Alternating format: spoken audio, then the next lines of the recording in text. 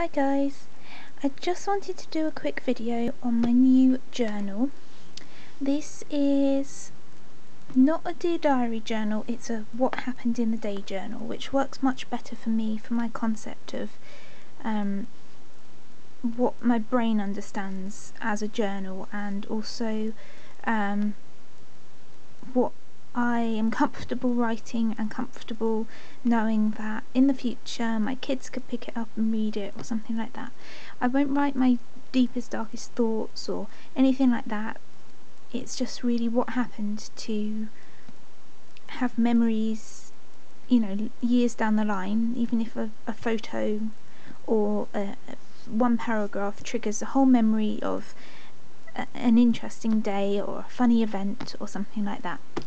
So it's in a look term, I'm probably saying that wrong, Leuchtturm, something like that, 1917 pink grid notebook, and it's got pages like this. And the reason why I chose this notebook, because I do have a few notebooks that I could have chosen, is because I love grid paper. The quality of the paper is excellent, which means that things like these Tombow brush pens won't bleed through the paper, and I had this one sitting on my shelf doing nothing, so I thought I'll use it for a purpose that I will hopefully complete the whole book, and I can look back at it and be proud that I've completed the whole book. I paid about half price for this one from the papery when it was closing down on the online shop. So if it doesn't work out, it's not wasted money compared to the price of, say, a Moleskine that rarely go on sale, and their quality of paper isn't very good. It wouldn't take fountain pens, and it particularly wouldn't do very well with watercolours, I'm guessing. I haven't tried it on Moleskine paper, but that's what I'm guessing. And the other reason why I chose this sort of paper is because I've been watching a couple of Hobonichi videos, and they use the grid paper, although it is a much smaller grid than this, which is 5mm by 5mm, so it's 5, I'm just trying to get it to focus, 5 squares by 5 squares for each inch. So I've only done 1 week's worth of pages in here. I did start on September the 1st because it was a Monday, and I love it when the 1st falls on a Monday. So I've done up until today, which is Sunday afternoon, and I've been trying to work out what is my favourite style of journaling. So you'll see a few different styles in here. So when you open it up, it has this name address page, which I may fill in, but this isn't going to leave my bedroom, so I'm not worried about losing it. Then it has some index pages, but I'm not using those. And then go on to the first page. Now this is definitely in the Hobonichi style of journaling. You've got small blocks of writing, and you've got a sketch. This is a sketch of my desk, how it was on that day, very messy, and as you can see, it is still very messy, but I like having all my stuff available within arm's reach. But it does leave me with a tiny area to actually work in. As you can see, it is a very small area, probably smaller than an A4 piece of paper, which is why I can't open my book fully. So this is the Monday page. I did use a bit of watercolour on the actual page, and then I mainly used it around the border. And I tried to do a washi tape effect with watercolours and gel pens up the top here. And the reason why I'm using the watercolours a lot in this is because I did customise my watercolour set. This is the cheap Winsor & Newton Cotman cheap travel set. and I didn't like the colours that were in there because there were two very similar blues, a dark green that I wouldn't use, and like two more browns that I wouldn't use, and it didn't have a pink or a purple. And I tried mixing colours, but I couldn't achieve the colour that I wanted. So what I did was I took out the colours that I didn't want, like the other browns, the other green, the other blue, and I bought the colours that I knew I would use. So these are the colours that I've got in there at the moment: the light yellow, the deeper yellow, the orangey red, the darker pinky red. Now I've got permanent rose. I can't remember what this one's called. Let me see if it's on the side. Purple Lake, which is very similar to mauve, and it comes out this gorgeous pinky purple colour, fuchsia. Turquoise, cerulean blue, sap green, emerald, sienna, is this? Sienna, and another purple. Can't see.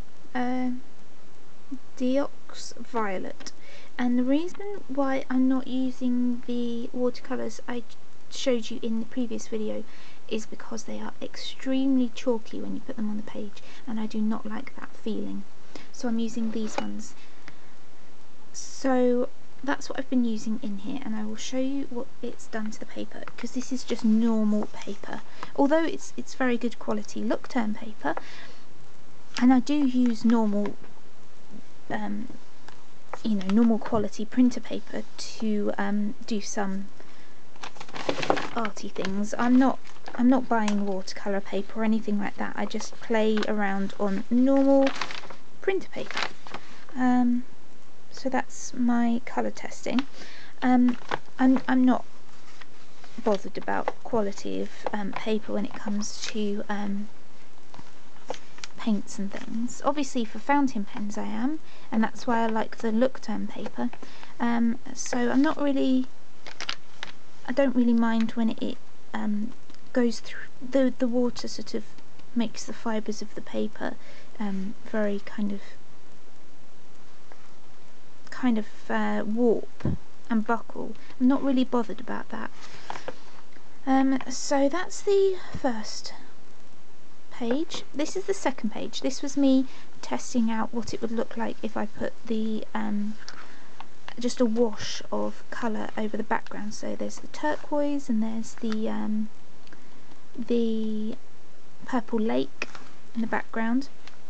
And then I got a sample of some leather from Leather for Craft, and it included two die cut flowers, one pink, one greeny blue, and what I did was I drew around them and then I painted them to the closest colour that I could with my watercolours, and I went over this one quite a lot, so it did buckle the page quite a lot. You can't see it because there's a photo stuck on the other side, but it's interesting to learn what happens with the paper.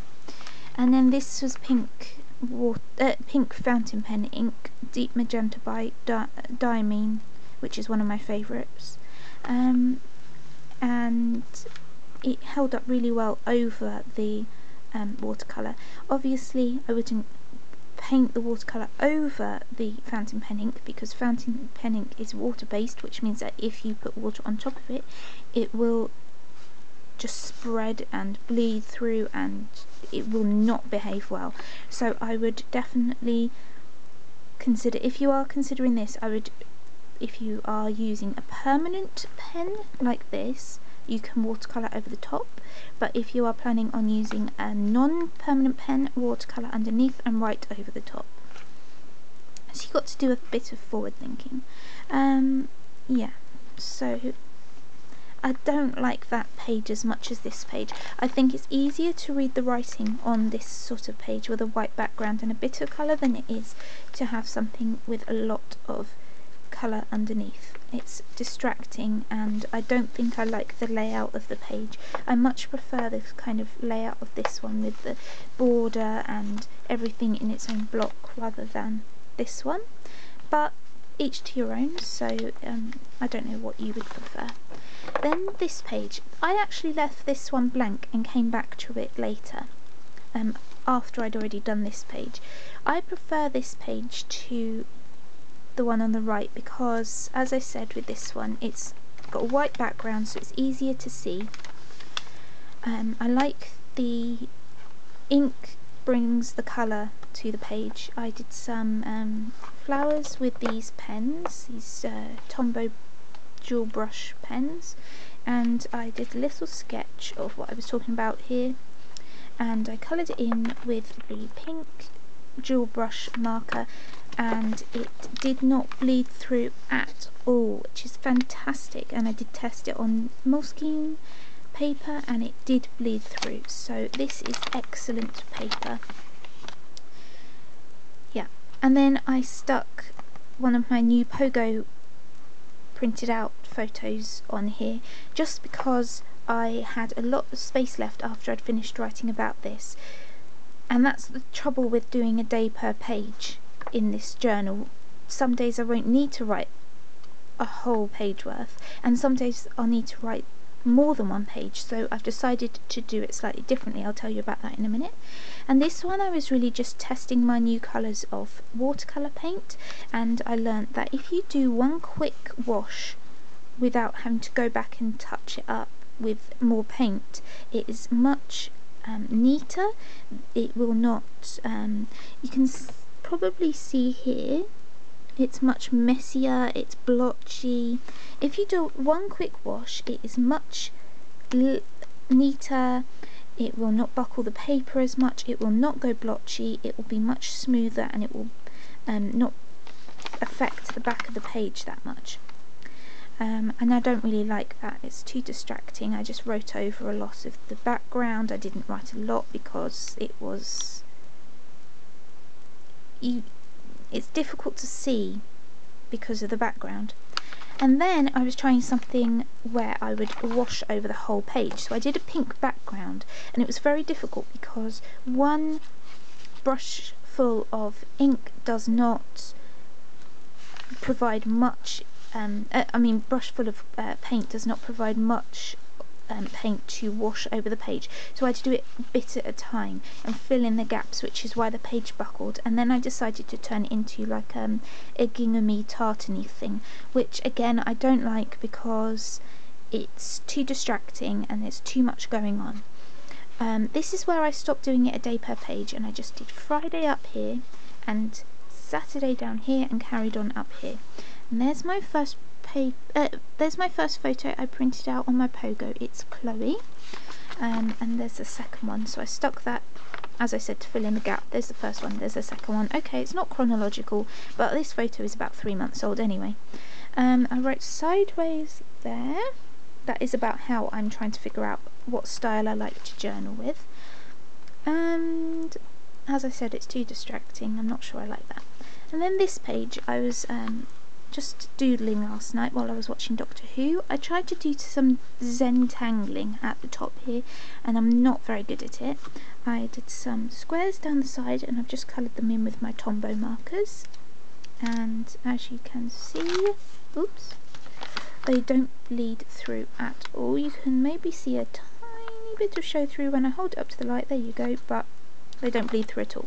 And then I just did a couple of bits of wash with the yellow, the blue and the lilac on the background, and it does buckle the page a bit, but I'm not really bothered about that. Yeah, I'm not finished Sunday. There's a picture of Bertie. He was a very good boy at the park, and it's less distracting, but it's still a bit distracting with the watercolour, which kind of annoys me, because if the style that I like is the plain Hobonichi style, then I'm not really going to be using my watercolours much. So I'm going to have to figure out a way of either bringing colour in with a watercolour that isn't distracting, like maybe just doing a border like that one, or I'm going to have to use the watercolours for something else, because I did spend quite a lot of money. I mean, not quite a lot of money, it was only like £2 per little little half pan, but still I need to use them. So thank you for watching. Bye.